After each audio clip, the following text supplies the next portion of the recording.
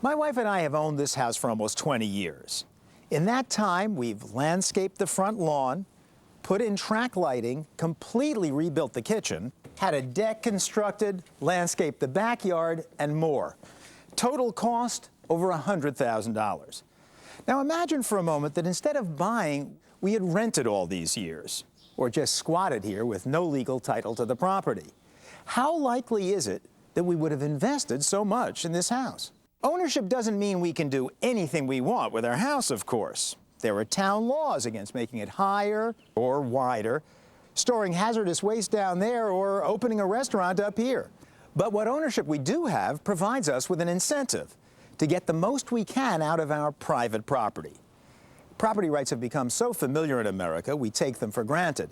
But there was a time when people hotly debated whether private property was necessary or even sensible. That debate took place not far from here, around the time of the first Thanksgiving dinner.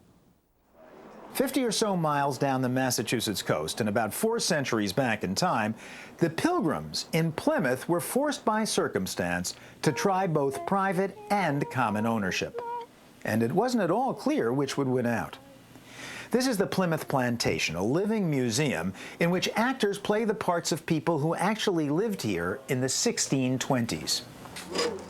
The Pilgrims began their stay in the New World by working together as a team without any private real estate, building their homes, raising their livestock, farming their land as a group.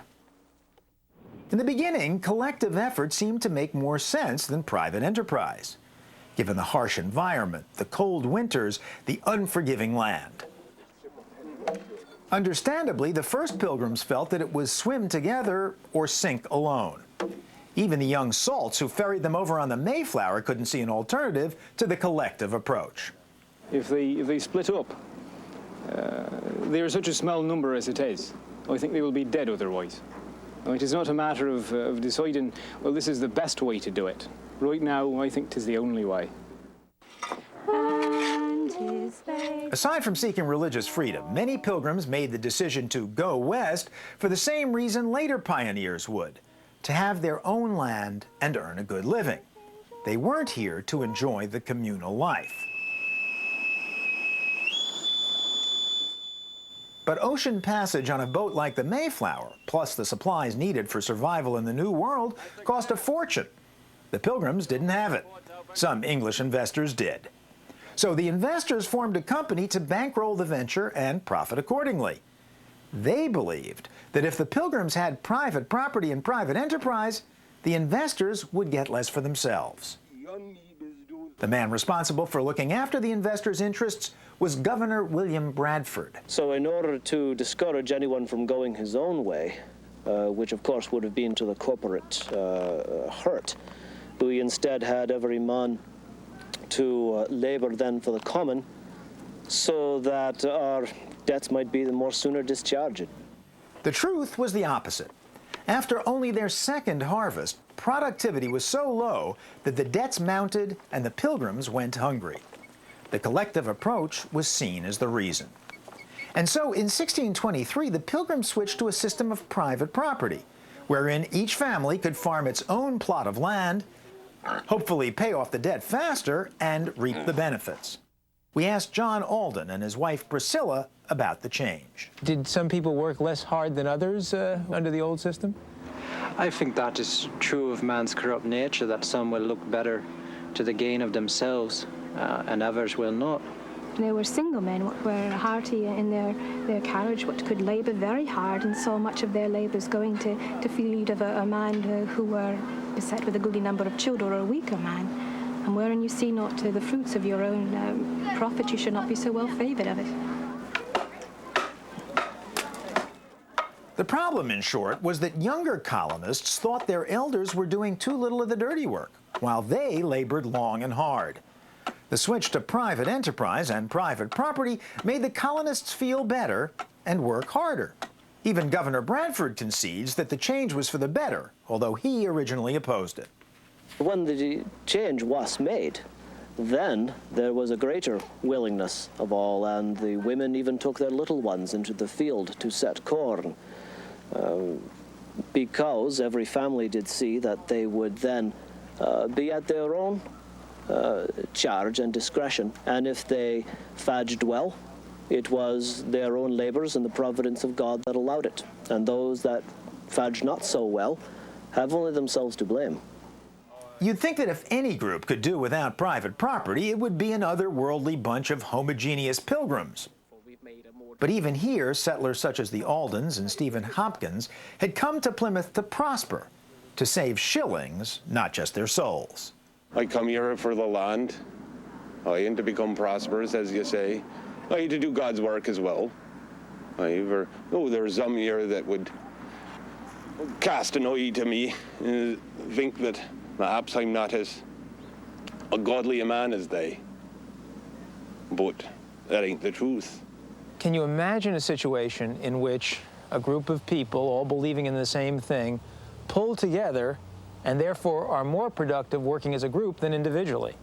I believe in paradise, if that's what you're asking me. And I believe that my Redeemer liveth. But not on earth. Oh, to make heaven here on earth, nay, you'll never find it. Nay, not till the last coming.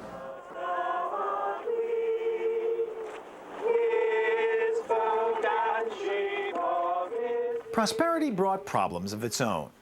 Once people could profit from their own efforts, inequalities of wealth appeared.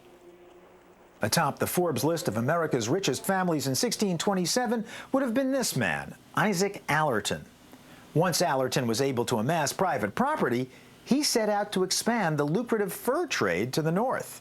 There's a river, Kennebec, that's 30 leagues north of here, I'd say, perhaps more. We hope to get a charter for that particular river. I've been led to understand that it would be quite possible. Some of us know how to open certain doors that need be opened in London, that some other folk of this town have had not such good fortune with. And perhaps we might be able to purchase this particular river.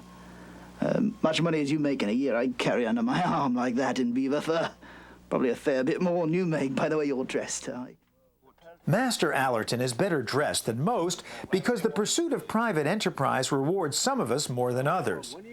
But as the Pilgrims discovered here centuries ago, when folks work for themselves instead of the group, they're often willing to make more of an investment that pays off for the group in the end. Nearly 4 centuries later, you can see the accumulated results of private property in action right here in my Massachusetts neighborhood. And it's not just that the houses have been put up and constantly improved, there's commercial development as well. Because they own the land, people have an interest in getting the most out of it. So they build, sell the buildings, or rent them to those who can use the property to squeeze every last nickel out of it. Private property explains why streets like this have so many stores, so much traffic, so much economic activity. And of course, it's not just true of Coolidge Corner in Brookline, a suburb of Boston. Taking a somewhat broader perspective, the whole of Boston is a product of centuries of private property development to make the most of the land. And actually create new land, that housing project on the right is built on landfill. Boston Harbor filled in over the years so owners could make a buck. In fact, the safe harbor of Boston, with rivers flowing inland, is so conveniently situated, it's been thoroughly privatized and exploited. And as the sun sets on this video, you can see the global results of such a system. The lights of economic development as seen at night from space. Some complain that the results have been spread unequally, unfairly. Others that property rights have spurred too much development. But it's hard to argue with the big picture. The areas with the most highly developed property rights, from the US across the Pacific Ocean to Japan, across Asia all the way to Western Europe, show up bright as day.